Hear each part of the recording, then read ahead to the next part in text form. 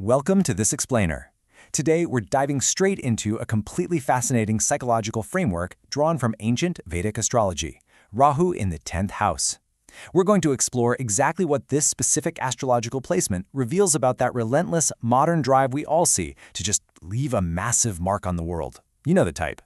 Whether you're deeply familiar with reading astrological charts or you're just someone really fascinated by the psychology of high achievers, this framework gives us an incredibly precise look at how ambition actually operates inside the human mind. So let's just get right into it. Take a look at this quote. Ambition creates a strong desire to stay in control. Honestly, this single, powerful sentence absolutely hits the nail on the head. It perfectly captures the core thematic tension of endless ambition that we're going to unpack today. Think about it. It's not just about wanting to do a good job, right? It's about this deep-seated, almost primal psychological need to grip the steering wheel of your life and your career as tightly as humanly possible. Let's see how this builds from the ground up. Moving into Section 1, the architecture of ambition, defining the 10th house. Now, we already know that 10th house is basically the ultimate arena of public life, career, and status. It's your billboard to the world. But when you drop Rahu into the mix, an energy that is famously known to magnify and amplify whatever it touches, what happens? Well, you get a literal blueprint for someone whose primary directive is to leave a permanent, undeniable mark on the world.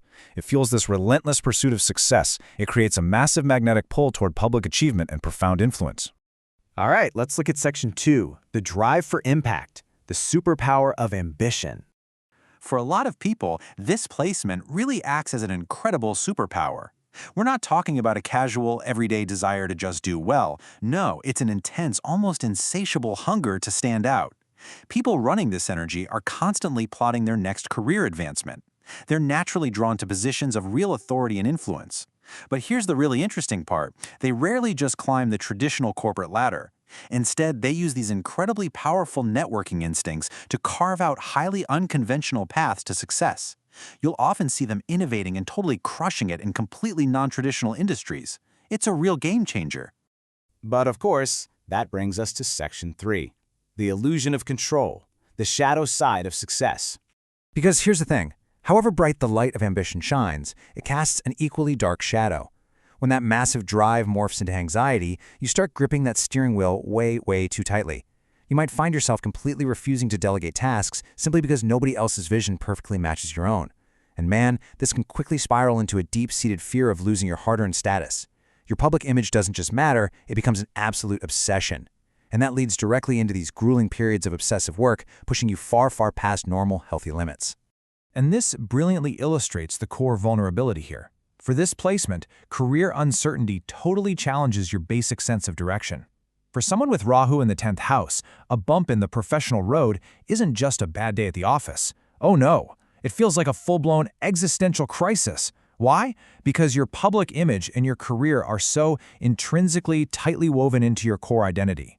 The crazy paradox here is that the very ambition that builds your career in the first place is exactly what creates this intense, paralyzing fear of losing your grip on it. Which leads us to Section 4, the deeper lesson. Learning control has limits. Navigating these extreme highs and incredibly stressful lows eventually forces a breaking point, or if you're lucky, a breakthrough.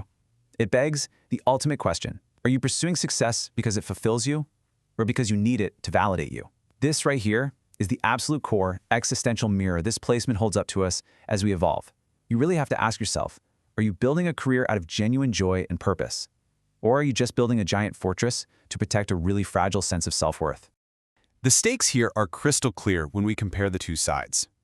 Leave this energy unbalanced, and you are literally stuck on a perpetual hamster wheel. It creates this endless cycle where absolutely no accomplishment ever feels like it's enough. You hit a massive goal and boom, you immediately look for the next one, still feeling entirely empty inside. But if you can balance it, wow. That's when you unlock truly remarkable professional success, incredible innovation, true leadership, and a sense of achievement that actually means something. It's the stark difference between transforming ambition into meaningful growth versus just being trapped in endless, exhausting striving.